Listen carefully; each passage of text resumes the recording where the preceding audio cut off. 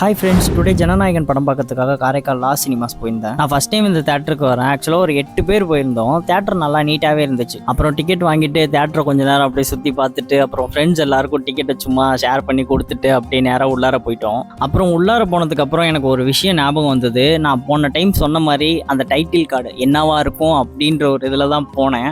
But ஆனால் நான் expect பண்ண ஒரு விஷயம் தான் நடந்துச்சு. அதுதாங்க, the honourable chief minister of Tamil Nadu Thalapathy Joseph Vijay அப்படின்னு வந்துச்சு. தேட்டரில் செம்ம சவுண்டு. அதாவது அந்த டைட்டில் கார்டு வரணுன்றதுக்காக இந்த படம் டிலே ஆனிச்சு அப்படின்ற மாதிரி ஒரு ஃபீலிங்ஸ். அப்படியே மூவி பார்த்தீங்கன்னா ரொம்ப இன்ட்ரெஸ்டிங்காக இருந்தது. எனக்கு ரொம்ப பிடிச்சிருந்தது இந்த மூவி.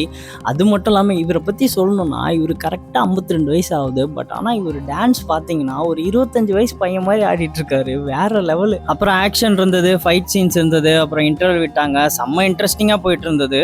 இன்டர்வல் விட்டோன்னே நாங்கள் எல்லாருமே வெளியில் போயாச்சு. நான் ரொம்ப நாள் ஆச்சு காரைக்கால் வந்து ஃப்ரெண்ட்ஸ் எல்லாம் மீட் பண்ணியே ரொம்ப நாள் ஆகுது. அப்புறம் செல்ஃபிலாம் எடுத்துட்டு ஃப்ரெண்ட்ஸ் கூடலாம் நிறையா ஃபன் பண்ணிட்டு செம்ம என்ஜாய் பண்ணோம். அதாவது இவங்கெல்லாம் பார்த்தீங்கன்னா என்னோட காலேஜ் மேட்டு. அதில் ஒரு அண்ணா மட்டும் மதுரையிலேருந்து வந்திருந்தாரு. ஒரு டைம் கொடைக்கானல் பசங்க போனப்போ அங்கே கனெக்ட் ஆனவர்.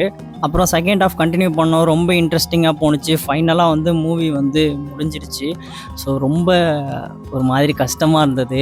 ஏன்னா வந்து கடைசியாக ஃபைனலாக முடிக்கும்போது அவரோட ஓல்டு மூவி கிளிப்ஸ் எல்லாம் போட்டிருந்தாங்க. அதாவது நான் சின்ன பிள்ளையாக இருக்கும்போது எனக்கு திருமலை மூவி ரொம்ப பிடிக்கும். ஸோ திருமலை, திருப்பாச்சி எல்லா மூவியுமே ரொம்ப பிடிக்கும் அவரோடது.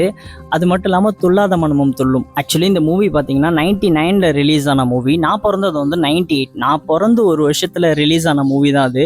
எனக்கு ரொம்ப பிடிக்கும். இதெல்லாம் ஒரு தியேட்டர் விஷுவலில் பார்க்கும்போது, அந்த ஃப்ரேமில் பார்க்கும்போது ரொம்ப கஷ்டமாக இருந்தது. பட் இருந்தாலும் அவர் இனிமேல் மூவிக்கு வரப்போகிறது கிடையாது. பட் அவர் மக்களுக்கு இன்னும் நிறையா செய்வார்.